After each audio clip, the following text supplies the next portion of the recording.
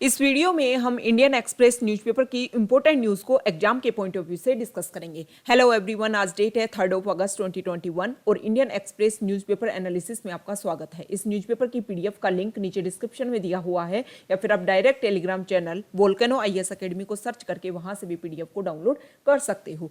First news Tokyo Olympics को लेकर के है। हमारे इंडिया की जो हॉकी टीम है, मैन एंड वीमेन दोनों की दोनों सेमीफाइनल में एंटर कर चुकी है और इंडिया के लिए काफी प्राउड मूवमेंट है।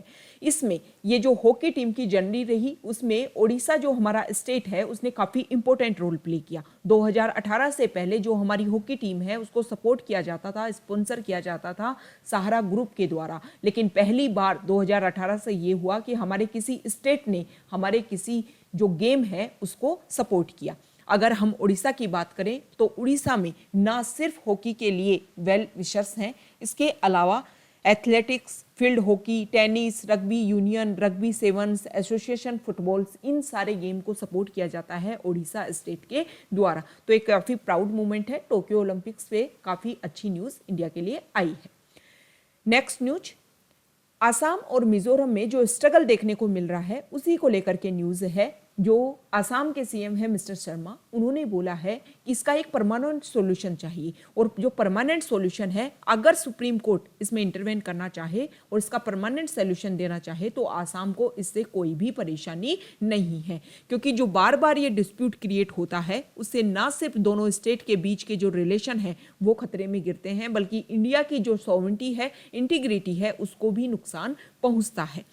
देखो, किसी भी स्टेट की जो बॉर्डर को बनाने का काम, बॉर्डर बनाना, किसी स्टेट के नाम को चेंज करना, उसके एरिया को बढ़ाना और कम करना, आर्टिकल 3 के तहत जो हमारी सेंट्रल गवर्नमेंट है या फिर पार्लियामेंट है उसके पास में ये पावर है। हमारे कॉन्स्टिट्यूशन में ये बोला गया है। यही मेजर कारण है कि हमने फेडरल फीचर्स को अपना कर भी यूनिटरी मतलब जो सेंट्रल गवर्नमेंट है उसको मोर पावरफुल बनाया है। मतलब स्टेट्स के पास में खुद के पास पावर नहीं है कि वो खुद का नाम बदल सके, खुद के एरिया को चेंज कर सके और खुद की जो बॉर्डर है उसको भी चेंज कर सके। ये सेंट्रल गवर्नमेंट के पास में पावर है। नेक्स्ट न्यूज, यहां देखिए, इंडिया और चाइना के बीच में जो बॉर्डर एरियाज है उसमें लेकर के लाइन ऑफ एक्चुअल कंट्रोल पर डिसंगेजमेंट प्रोसीजर चल रहा था और इसमें ये बात बोली गई कि शुरुआत में जो गोगरा पोस्ट है उसके ऊपर एग्रीमेंट बन गया है कि कहाँ पर इंडिया की जो आर्मी है वो रहेगी और कहाँ पर चाइना की आर्मी रहेगी, लेकिन जो हॉट स्प्रिंग एरिया है वहाँ पर अभी भी कोई भी एग्रीमेंट नहीं हो पाया है। तो आने वाले दिनों में देखना होगा कि क्या इससे रिजल्ट निकल करके आता है। नेक्स्ट न्यूज देखो, ये हमारे फॉरेन सेक्रेटरी रह चुके हैं विजय गोखले। जब मिस्टर एस जयशंकर हटे तो उनकी जगह इन्होंने ली थी। 2018 में विजय गोखले ने फॉरेन सेक्रेटरी के रूप में एस जयशंकर को रिप्लेस करके ये जगह उन्होंने ली थी और लास्ट ईयर ये रिटायर्ड हो गए हैं। इन्होंने एक बुक लिखी है, इस बुक का नाम है the long game, how the Chinese negotiate with India. इसमें उन्होंने बताया है कि हमारे इंडिया में बहुत सारी चीज़ें, इन्होंने अपनी बुक में 6 पॉइंट्स के ऊपर मेजरली वर्क किया है, जिसमें से अगर 75 ईयर्स में इंडिया और चाइना ने जिन जिन पॉइंट्स पर डिस्कशन किया उनमें से उन्होंने 6 पॉइंट्स के ऊपर मेजरली फोकस किया अपनी बुक में, जिसमें फर्स्ट है people's republic China to Tibet, nuclear test in Pokhran, Sikkim, the Indo-US nuclear deal and Masood Azhar listing as a global terrorist and at the United Nations Security Council। In 6 points के ऊपर उन्होंने अपनी book में बात की है। जो विजय गोखले हैं उन्होंने अपनी बुक में ये बोला कि 2007 से 9 के बीच में इंडिया और यूएस के बीच में जो न्यूक्लियर डील हो रही थी उसमें चाइना ने इंटरवेन करने की कोशिश की। विजय गोखले ने ये बताया कि उन्होंने हमारे इंडिया की कुछ पार्टीज हैं उनको सपोर्ट किया और उनको बोला कि आप यूपीए गवर्नमेंट में विरोध कीजिए, ताकि जो भी, देखो चाइना को डर था कि अगर इंडिया का यूएस की तरफ झुकाव हो जाता है तो यूएस एक स्ट्रॉन्ग काउंटर पार्ट के साथ में, मतलब चाइना को काउंटर करने के लिए खड़ा हो सकेगा इंडिया के साथ में, और जो भी बॉर्डर प्रॉब्लम्स हैं, जो भी इश्यूज हैं, चाइना को उसमें झुकना पड़ेगा, क्योंकि उस समय जो यूएस है वो एक वर्ल्ड पावर थी। प्रेजेंट टाइम में देखो चाइना काफ़ी टक्कर दे रहा है यूएस को। तो इसी के बारे में अगर आप जो भी हमारी फॉरेन पॉलिसीज होते हैं उनमें इंटरेस्टेड हैं तो आप इस बुक को रीड कर सकते हो। नेक्स्ट न्यूज, यहां देखिए, एक सेकेंड, हाँ, वेस्टर्न घाट में एक नई जो फ्रॉग है उसकी नई स्पीसीज मिली है। दिल्ली यूनिवर्सिटी की ये टीम है और उन्होंने वेस्टर्न घाट में रिसर्च किया और डीयू के जो वाइस चांसलर और प्लांट जेनेटिसिस्ट हैं दीपक पेंटल, उन्हीं के नाम पर इस नई फ्रॉग की स्पीसीज मिली है, न्यू फ्रॉग स्पीसीज, इसका नाम उन्हीं के नाम पर रखा गया है। ये जो न्यू फ्रॉग स्पीसीज है इनकी कुछ क्वालिटीज देख लेते हैं। यूपीएससी प्रीलिम्स में आपको डायरेक्ट पूछ लेंगे कि व्हाट इज दीपक पेंटल। दीपक पेंटल ये नाम आपको दे देंगे और इसी के नाम पर जब पूछेंगे कि ये क्या है तो आपको पता होना चाहिए कि न्यू फ्रॉग स्पीसीज है, वेस्टर्न घाट में इसको पाया गया है। ये जो न्यू फ्रॉग स्पीसीज है ये मिनेर्वा पेंटली, मतलब ये जो स्पीसीज है इसी का एक पार्ट है और ये साइज में बहुत ज़्यादा छोटा है, साइज में बहुत ज़्यादा छोटा है। इसी का कारण माना जा रहा है कि इतने लंबे समय तक इसको अभी तक ढूंढा नहीं गया था। वेस्टर्न घाट जो बायोडाइवर्सिटी हॉट स्पॉट है वहाँ पर इसको पाया गया। इसके अलावा जो हमारा इंडियन पेनिनसुला है उसका साउथ वेस्ट कोस्ट, उसके साथ साथ यहाँ पर भी इसको ढूंढा गया है। रिसर्च टीम ने ये बोला कि जो हमारा सर्दर्न वेस्टर्न घाट है उसमें ये एंडेमिक है, मतलब इसी जगह पर ये पाया जाता है ये फ्रॉग की स्पीसीज, ये आपको ध्यान में रखना है। और ये भी ध्यान में रखना है कि बहुत ही ज़्यादा स्मॉल है, इसी की वजह से बोला जा रहा है कि लंबे समय तक इसको डिटेक्ट नहीं किया जा सका। अब पार्लियामेंट में हमारे मानसून सेशन चल रहा है, तो मानसून सेशन में क्या क्या नई चीज़ें हुई उनको बारे में डिस्कस कर लेते हैं। 2 बिल पास किए गए लोकसभा में, जिसमें इंश्योरेंस लॉ है और एक ट्राइब्यूनल रिफॉर्म्स बिल है। इंश्योरेंस रिफॉर्म्स बिल के लिए निर्मला सीतारमन ने ये बोला कि जब हमारा बजट स्पीच था उसमें भी बोला गया था कि जो हमारे इंश्योरेंस सेक्टर है उनको प्राइवेटाइजेशन किया जाएगा। जनरल इंश्योरेंस बिजनेस बिल में ये एम किया गया कि कुछ generating required resources from the Indian market so that public sector general insurers can design innovative products, मतलब कुछ चेंजेस किए जाएं ताकि कुछ इनोवेटिव प्रोडक्ट्स को हम लेकर के आ सकें। अपोजिशन लीडर्स ने हालांकि इनका विरोध किया है और उन्होंने ये बोला है कि ये जो बिल है ना, ये जो बिल है वो एक तरीके से जो हमारा public sector general insurance companies है उनका डीनेशनलाइजिंग करने का एक तरीका है। इसी के आधार पर इसका विरोध किया जा रहा है। नेक्स्ट बिल है, यहां पर देखिए, इनलैंड वेसल बिल, इसको राज्यसभा में पास कर दिया गया। हालांकि पहले इसको लोकसभा में पास कर दिया गया था, अब इसको राज्यसभा में भी पास कर दिया गया है। इनलैंड वेसल बिल के बारे में अगर हम बात करें तो हमारे इंडिया में जो इनलैंड वाटरवे है वो डेवलप्ड कंट्रीज की तुलना में काफ़ी अंडर यूटिलाइज्ड उसको किया जाता है। मतलब इनलैंड वाटरवे समझ रहे हो ना, हमारे कंट्री के अंदर जो रिवर्स हैं, जो लेक्स हैं, उनका यूज़ किया जा सकता है ट्रांसपोर्ट के कम्युनिकेशन के आधार पर। मतलब एक जगह से दूसरी जगह के लिए अगर हम वाटर का यूज़ करते हैं तो ना सिर्फ मनी कम लगता है, जो हमारा खर्चा है, एक्सपेंसेज हैं, वो भी बहुत कम आते हैं। तो इसी के लिए जो भी इनलैंड वाटरवे है उनको यूज़ करने के लिए इनलैंड वेसल बिल लाया गया और इसमें कंपैरिजन किया गया डेवलप्ड कंट्री से, तो इंडिया में काफ़ी अंडर यूटिलाइज्ड है इनलैंड वेसल वे। इस बिल में जो गवर्नमेंट है उन्होंने ये बोला है कि इनलैंड वाटरवेज को और जो नेविगेशन है उसमें पूरे कंट्रीज में एक यूनिक हो, मतलब सभी स्टेट में सभी तरीके के जो लॉज एंड ऑर्डर्स हैं वो समान हो। इसी के लिए ये बिल लाया जा रहा है और इसमें 1917 का जो ऑब्सोलीट पार्ट है उसको कुछ हटा दिया गया है। ठीक है, it replace the obsolete act of 1917। इस बिल के द्वारा 1917 के इस ऑब्सोलीट प्लेसेज को हटा दिया गया है। इसके अलावा ये बोला गया कि ये जो बिल है इससे हम जब यूनिकनेस लाएंगे तो सारे स्टेट में जब लॉ एंड ऑर्डर एक होंगे ना तो सभी जगह पर अच्छे से वर्क हो पाएगा। लेकिन इस बिल के विरोध में जो अपोजिशन मेंबर्स हैं उन्होंने प्रोटेस्ट किया और उन्होंने ये बोला कि जो स्टेट गवर्नमेंट की जो पावर्स हैं उनमें एनक्रोच करने का वर्क किया जा रहा है सेंट्रल गवर्नमेंट के द्वारा। ये जो गवर्नमेंट है ये कोशिश कर रही है कि स्टेट गवर्नमेंट की जो भी पावर्स हैं उनको सारी की सारी पावर्स को सेंटर को दे दी जाए, और जब सेंटर को पावर दी जाएंगी तो फेडरल फीचर्स को अपनाकर भी हम यूनिटरी फीचर्स की तरफ टर्न हो जाएंगे। नेक्स्ट न्यूज देखो, सुप्रीम कोर्ट ने स्टेट्स को, हाई कोर्ट्स को, इसके अलावा जो यूनियन टेरिटरीज हैं इन सबको नोटिस जारी किया है कि आईटी एक्ट 2000 के सेक्शन 66A के तहत जो भी केस चल रहे हैं, जो भी रजिस्टर्ड केस हैं, उनको स्क्रैप कर दिया जाए। पॉइंट क्या है, PUCL एक NGO है, उसने सुप्रीम कोर्ट में पिटीशन डाली कि सेक्शन 66A जो है वो 2015 में Shreya Singhal versus union of India case में इसको क्या कर दिया गया था, अनकॉन्स्टिट्यूशनल डिक्लेयर कर दिया गया था। लेकिन अभी भी प्रेजेंट टाइम में भी बहुत सारे स्टेट्स में इसका यूज किया जा रहा है और उसके तहत केसेज को दर्ज किया जा रहा है। जब सुप्रीम कोर्ट ने ये बात सुनी, सुप्रीम कोर्ट को लगा कि तो बहुत ही शॉकिंग बात है, जिस बात को हमने डिक्लेयर कर दिया कि अनकॉन्स्टिट्यूशनल है उसके तहत तो अभी भी वर्क हो रहा है। तो उसी के आधार पर सुप्रीम कोर्ट ने बोला कि पुलिस का ये मेन काम है, पुलिस को ये अवेयरनेस होनी चाहिए थी। और पुलिस किसके अंडर आता है, स्टेट सब्जेक्ट के अंदर आता है। हमारी जो शेड्यूल 7 है उसमें डिवीजन ऑफ पावर की गई है, 3 लिस्ट होती हैं, union list, state list and concurrent list. तो स्टेट लिस्ट में जो सब्जेक्ट है उसमें लॉ एंड ऑर्डर बनाने का काम है स्टेट के पास में। तो स्टेट गवर्नमेंट को काम करना चाहिए था, पुलिस को अवेयरनेस क्रिएट करवानी चाहिए थी, स्टेट पुलिस को अवेयरनेस होनी चाहिए थी सेक्शन 66A को लेकर के, किसको स्क्रैप कर दिया गया है।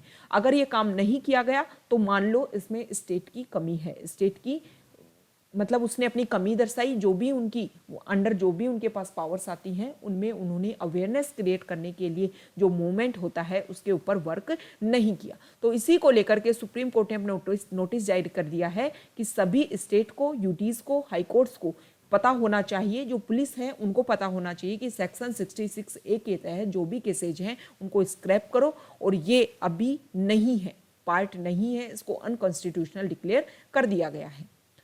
नेक्स्ट न्यूज, ये देखो ओलंपिक में जो हमारी हॉकी की सक्सेस हमने देखी उसमें जो उड़ीसा स्टेट है उसके सपोर्ट के बारे में ये बताया गया है कि उड़ीसा स्टेट ने पहली बार ऐसा हुआ कि किसी स्टेट ने किसी स्पोर्ट को सपोर्ट किया है। जब स्पोर्ट्स को सपोर्ट कर रहे हैं, पहले सहारा इसको सपोर्ट कर रहा था, उसके स्पॉन्सर कर रहा था, लेकिन 2018 में जो स्टेट गवर्नमेंट है उड़ीसा की, उन्होंने बोला कि स्पॉन्सर किया जाएगा हॉकी को, इंडियन नेशनल हॉकी टीम जिसमें मैन, वीमेन, जूनियर, सीनियर, इन सभी को 5 साल के लिए उड़ीसा स्टेट गवर्नमेंट के द्वारा इनको स्पॉन्सर किया जाएगा। स्टेट ने बहुत सारी कोशिश की, जैसे 2018 का जो वर्ल्ड कप हुआ उसको होस्ट किया, 2014 की जो चैंपियन ट्रॉफी है उसको होस्ट किया, हॉकी वर्ल्ड लीग फाइनल 2017 को होस्ट किया। इसके अलावा 2023 की जो मेन हॉकी वर्ल्ड कप होने वाला है उसको भी होस्ट करने वाला है। बहुत सारे एरिया में, जैसे भुवनेश्वर में, राउरकेला में, कलिंगा स्टेडियम, ऐसे स्टेडियम बनाए और यहाँ पर लोकल लेवल पर जो भी मेंबर्स हैं, जो भी प्लेयर्स हैं, उनको अपग्रेड करने की कोशिश की। इसीलिए प्रेजेंट टाइम में आप देख रहे होंगे कि मैन और वीपिन हॉकी टीम के दोनों जो वाइस कैप्टन हैं वो हमारे ओडिशा स्टेट से बिलोंग करते हैं। और भी बहुत सारे प्लेयर्स हैं हमारी हॉकी टीम में और इनमें उड़ीसा ने काफ़ी हेल्प की है। ओके, तो इस तरीके से देखो, पहले भी ओलंपिक टीम, जब ओलंपिक गेम स्टार्ट होने वाले थे, इसके पहले भी एडिटोरियल पेज में एक एडिटोरियल आया था, उसमें बोला गया था कि हमारे इंडिया के हर स्टेट की जो जियोग्राफिकल कंडीशन है वो अलग है और हर स्टेट के अकॉर्डिंग वहाँ पर कुछ ना कुछ गेम्स अलग तरीके से होते हैं और वो ट्रेडिशनली होते आ रहे हैं।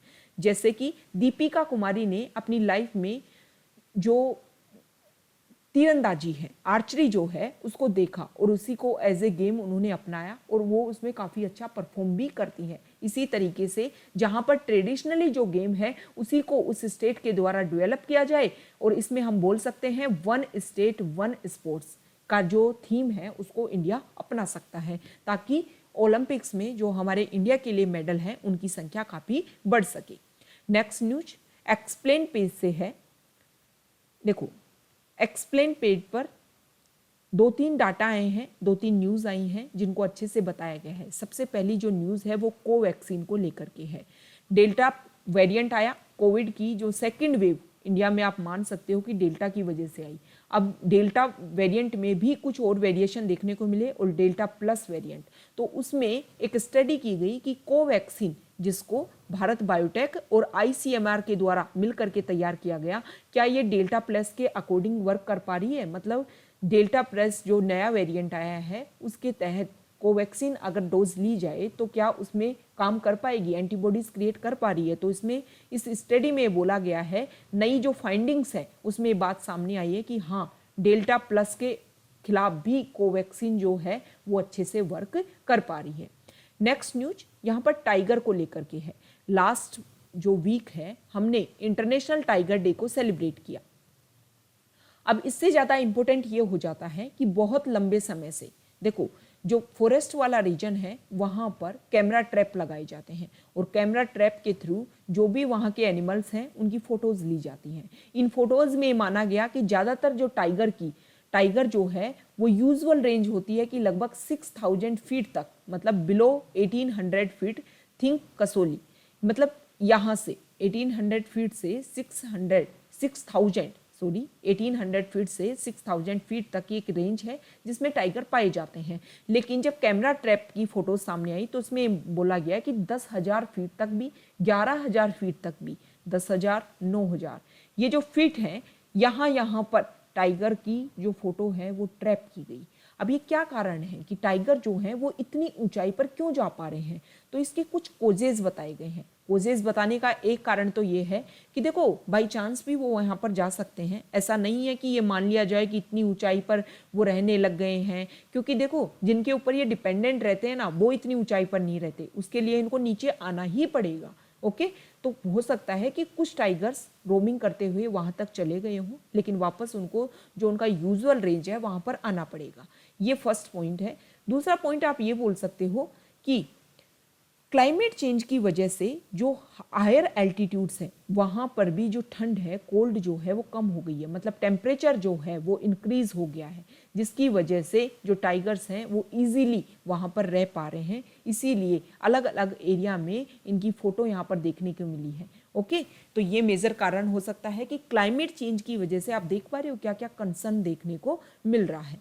नेक्स्ट न्यूज, गिलगित बाल्टिस्तान जो एरिया है, पीओके रीजन जिसको आप बोल सकते हो, पाकिस्तान ऑक्यूपाइड कश्मीर, इस एरिया को लेकर के इंडिया और पाकिस्तान में ये जो एरिया है वो क्यों मैटर करता है। पहले आप इसकी लोकेशन देखिए कि पीओके गिलगित बाल्टिस्तान जो एरिया है वो कहाँ है।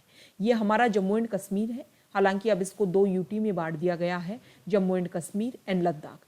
ये जो जगह है जिसको आप पीओके भी बोल सकते हो, ये जो जगह है गिलगित बाल्टिस्तान, इस एरिया को लेकर के इंडिया और पाकिस्तान में बहुत समय से 1947 से इंडिया और पाकिस्तान के बीच में इशू चल रहा है। अब प्रॉब्लम यह है कि समय के साथ में चाइना कोशिश कर रहा है कि इंडिया को कैसे काउंटर किया जाए। अब उसने एक तरीका अपनाया कि इंडिया के नेबर कंट्री पाकिस्तान को सपोर्ट किया जाए हर तरीके से, इकोनॉमिकली, यहाँ पर जो भी इंफ्रास्ट्रक्चर डेवलपमेंट है उसमें आप हेल्प करो। इसी को लेकर के चाइना ने यहाँ से CPEC, China Pakistan economic corridor, यहाँ से बनाने की कोशिश की है।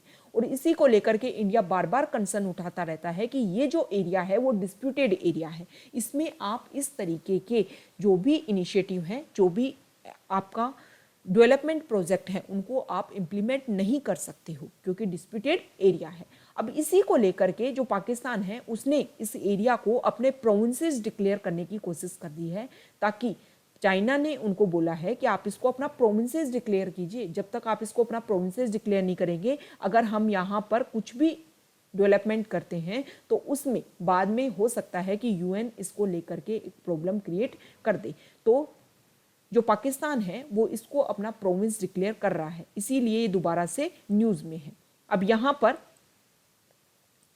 एक सेकेंड, हाँ, इस आर्टिकल में, ये जो आर्टिकल है इसमें ये बताया गया है अच्छे से, यहाँ देखिए कि पाकिस्तान की जो लॉ एंड जस्टिस मिनिस्ट्री है उसने फाइनलाइज कर दिया है कि जो गिलगित बाल्टिस्तान जो एरिया है, जिस रीजन को 2009 से पहले नर्दर्न एरियाज के नाम से जाना जाता था, अब वो पाकिस्तान का एक प्रोविंस होगा, ऐसा डॉन न्यूज़पेपर में छपा जो रिपोर्ट है उसके आधार पर बोला जा रहा है। तो ये एरिया काफ़ी कन्फ्लिक्टेड एरिया है। इस एरिया की अगर आप हिस्ट्री की बात करोगे तो 1947 से पहले यहाँ पर जो जम्मू कश्मीर वाला रीजन है वो मुस्लिम मेजोरिटी वाला स्टेट था, लेकिन यहाँ पर एक हिंदू रूलर था जिनका नाम था हरि सिंह। लेकिन यहाँ का जो ये जम्मू कश्मीर में जो ये एरिया है, गिलगित वाला जो एरिया है, Gilgit was part of the principal state of Jammu and Kashmir, लेकिन इस एरिया को रूल्ड किया जाता था डायरेक्ट ब्रिटिश के द्वारा। ओके, अब समय क्या होता है कि 1947 में जब इंडिया आज़ाद होता है तो प्रिंसली स्टेट को बोला जाता है कि या तो आप इंडिपेंडेंट रहिए, या चाहे तो पाकिस्तान के साथ जाइए, या चाहे तो इंडिया के साथ जाइए। तो बहुत सारे प्रिंसली स्टेट ने ये कोशिश की कि हमें तो इंडिपेंडेंट रहना है, जिसमें जम्मू एंड कश्मीर भी था। अब समय के साथ में क्या हुआ कि जम्मू एंड कश्मीर के ऊपर एनक्रोच करना स्टार्ट कर देता है पाकिस्तान। अब पाकिस्तान एनक्रोच करने लग जाता है तो ये जो जम्मू एंड कश्मीर वाला जो रीजन है वो 26 अक्टूबर 1947 के साथ में आकर के इंडिया का पार्ट बन जाता है। अब इंडिया का पार्ट बनता है तो इंडिया इसके लिए पाकिस्तान के खिलाफ लड़ने के लिए तैयार हो जाता है। अपनी आर्मी का तभी तो यूज करेगा ना जब वो इंडिया का पार्ट बनेगा। लेकिन तब तक जो पाकिस्तान है वो इस एरिया में, गिलगित वाला जो एरिया है उसमें एनक्रोच कर चुका था। इसी कारण से ये जो एरिया है वो डिस्प्यूटेड एरिया है। इंडिया बोलता है कि ये एरिया वैसे तो किसका पार्ट था, जम्मू एंड कश्मीर का पार्ट था, तो वैसे इनडायरेक्टली किसका पार्ट होना चाहिए, इंडिया का पार्ट होना चाहिए। लेकिन पाकिस्तान बोलता है कि हमने तो इसको एनक्रोच किया है, जम्मू एंड कश्मीर आपका हिस्सा बना था उससे पहले हमने इसको एनक्रोच कर लिया था, तो उसके अकॉर्डिंग तो ये जो पीओके वाला रीजन है, गिलगित बाल्टिस्तान वाला जो रीजन है वो पाकिस्तान के अंडर आता है। इस आर्टिकल में ये भी बताया गया है इस प्रोविंसेस के बारे में कि 1974 में पाकिस्तान ने अपना पहला फुल फ्लैश सिविलियन कॉन्स्टिट्यूशन अपनाया था, जिसमें उन्हें 4 प्रोविंसेज में पाकिस्तान को बांटा था, पंजाब, सिंध, बलूचिस्तान एंड खैबर पख्तूनख्वा। ठीक है, पाकिस्तान ऑक्यूपाइड जो कश्मीर है या फिर गिलगित बाल्टिस्तान जो एरिया है उनको अपने प्रोविंसेज में इनकॉर्पोरेट नहीं किया था पाकिस्तान। तो इससे ये बात पता चलता है कि अगर पाकिस्तान इसको अपना एरिया मानता तो अपने प्रोविंसेज में इसको इंक्लूड करता।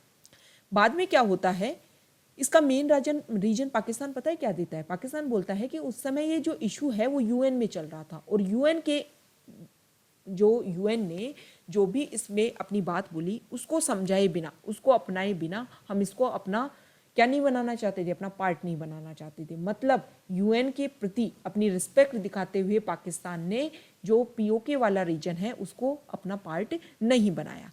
अब बाद में क्या होता है, इस पीओके वाले रीजन में चेंजेस होते हैं समय के साथ में।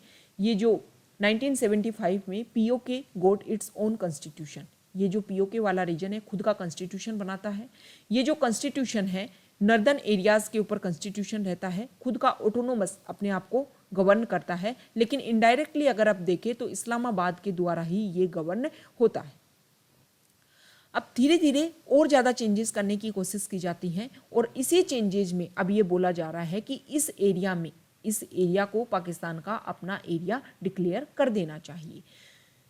देखो, जो पीओके वाला रीजन है पहले ही अपने आप को ऑटोनोमस डिक्लेयर करता था। यहाँ पर जो भी रूल होते थे, रेगुलेशंस होते थे, पीओके अपने कॉन्स्टिट्यूशन के अकॉर्डिंग लेता था। लेकिन समय के साथ में पाकिस्तान ने क्या किया, इनडायरेक्टली इस एरिया को अपने अंडर करने की कोशिश करने लग गया। यहाँ से लोगों को इलेक्ट करके अपने पार्लियामेंट में ले जाने लग गया, नॉमिनेटेड भी लोग भी ले जाने लग गया और इलेक्टेड लोग भी। इसी की वजह से आप देख सकते हो कि प्राइम मिनिस्टर इमरान खान ने पाकिस्तान तहरीक ए इंसाफ ने 33 में से 24 सीटें 2020 नवंबर में यहां से जीती थी। ओके, अब इस प्रोविंशियल स्टेटस को चेंज किया जा रहा है, उसी को लेकर के इंडिया और पाकिस्तान के बीच में कंसर्न है। क्योंकि इंडिया ने यूनाइटेड नेशन में कल भी जो हमारे त्रिमूर्ति वहां पर जो हमारे मेंबर हैं उन्होंने यूनाइटेड नेशन सिक्योरिटी काउंसिल में बोला है कि जो JNK कंप्लीट JNK इंडिया का इंटीग्रल पार्ट है और कोई भी इसको इंडिया से नहीं छीन सकता है। नेक्स्ट न्यूज यहां देखिए। देखो, अफगानिस्तान के जो प्रेसिडेंट है मिस्टर अशरफ गनी, उन्होंने यूएस के ऊपर ब्लेम कर दिया है कि यूएस ने जिस तरीके से सडन यहाँ से पुल आउट किया, अपने आप को निकाला, उसी की वजह से यहाँ पर जो सिक्योरिटी सिचुएशन है अफगानिस्तान में वो काफ़ी वर्सन हो गई है, काफ़ी बुरी हो गई है। नेक्स्ट न्यूज यहाँ देखिए। देखो, इकोनॉमी पेज पर कुछ डाटा है और इसमें ये बोला गया है कि मैन्युफैक्चरिंग हमारे इंडिया में अगर पिछले 3 महीने से अगर आप कंपैरिजन करोगे तो सबसे हाई मैन्युफैक्चरिंग ग्रोथ रेट देखने को मिली है। ये काफ़ी इंपॉर्टेंट बात है। नेक्स्ट न्यूज यहाँ देखिए। पीएम ने ई-रूपी को लॉन्च कर दिया। पीएम ने बोला है कि जो भी बेनिफिट्स दिए जाएंगे उनको डिलीवर करने के लिए targeted, transparent and leakage free benefits transfer हो पाएंगे। पीएम ने ये भी बोला कि ई-रूपी जो है, ई-रूपी के बारे में आपको पता होगा, उससे पहले हमारे इंडिया में डायरेक्ट बेनिफिट ट्रांसफर होता था। मतलब जिस भी पर्सन को जितना हेल्प की जानी थी गवर्नमेंट के द्वारा वो डायरेक्ट उसके अकाउंट में आता था। लेकिन इसमें भी एक प्रॉब्लम थी कि पैसा मान लो गवर्नमेंट ने किसी और स्कीम के लिए भेजा है, किसी और स्कीम के तहत सब्सिडी मिली है, किसी और चीज़ के तहत स्कॉलरशिप मिली है, लेकिन उसका गलत यूज भी हो सकता था। लेकिन अब ई-रूपी जो है वो पर्सन स्पेसिफिक है और पर्पज स्पेसिफिक है। ओके, ई रूपी की अगर हम बात करें तो NPCI national payment corporation of India के द्वारा इसको डेवलप किया गया है। साथ में कोलैबोरेशन किया गया है department of financial services, ministry of health and family welfare, national health authority. और ये कैशलेस है, कॉन्टैक्टलेस है, डिजिटल पेमेंट मीडियम है। इसमें जब भी आपको मोबाइल फ़ोन के तहत जो भी बेनिफिशरीज हैं उनको मोबाइल फ़ोन के तहत या फिर क्यूआर कोड के तहत कुछ भेजा जाएगा, मतलब आपको इसमें ना तो नेट बैंकिंग की ज़रूरत है, ना ही या बैंक अकाउंट की ज़रूरत है, ना ही किसी ऐप की ज़रूरत है। और डायरेक्ट आपको जो भी बेनिफिट गवर्नमेंट भेजना चाहती है वो भेज देगी। बस सिर्फ और सिर्फ आपको जो रजिस्टर्ड सेंटर्स हैं वहाँ पर जाकर के वो अपने क्यूआर कोड और जो एसएमएस है वो शो करना होगा और आपको सारे बेनिफिट्स दे दिए जाएंगे। प्राइम मिनिस्टर ने ये भी बोला कि ये जो प्रेजेंट टाइम में जो आप ई रूपी देख रहे हो ना, इसका जो आधार है, जो फाउंडेशन है, वो तो बहुत पहले रख दिया गया था, बहुत साल पहले। जैम जन धन आधार मोबाइल, ये चीज़ें जो हैं वो आपस में जब मोबाइल फ़ोन आधार को और जनधन मतलब अकाउंट को आधार कार्ड से और मोबाइल फ़ोन इन सबको आपस में कनेक्ट करके एक स्कीम लाई गई। और इसी के तहत ये बोला गया कि कोविड के दौरान जब बहुत सारे कंट्रीज इस चीज़ से परेशान हो रहे थे कि वो अपने पीपल की किस तरीके से हेल्प करें, उस समय इंडिया के काफ़ी हेल्प में आया जैम, और उसी का एक एक्सटेंडेड रूप है ये ई रूपी। इसके अलावा उन्होंने बोला कि 17.5 लाख करोड़ जो हैं वो अब तक लोगों के खाते में डायरेक्ट ट्रांसफर हो चुके हैं डीबीटी के थ्रू। 300 स्कीम के तहत जो डायरेक्ट बेनिफिट ट्रांसफर दिया जाता है उसके तहत 17.5 लाख करोड़ लोगों को डायरेक्ट भेजे जा चुके हैं। और इसमें अगर आप देखो तो रोंग तरीके से मतलब गलत तरीके से जो हाथों में पैसा जाता था उसमें भी कमी आई है 1.78 लाख करोड़। मतलब इतनी लीकेज रुकी है डीबीटी की वजह से। और अगर हम ई रूपी को अपना लेंगे तो ये तो और ज़्यादा leak proof delivery of welfare services है, तो इससे जो और ज़्यादा हमारे यहाँ पर करप्शन है वो और ज़्यादा कम हो जाएगा। देखो एक न्यूज़ और आई है यहाँ पर इंडियन एक्सप्रेस में, वो है हमारे इंडिया में बहुत सारे, जब आप इस न्यूज़पेपर को पढ़ोगे तो वो डाटा दे रखे हैं कि 2.96 करोड़ लोग बच्चे ऐसे हैं जिनके पास में कोई भी डिजिटल डिवाइसेज नहीं थी ड्यूरिंग कोविड-19।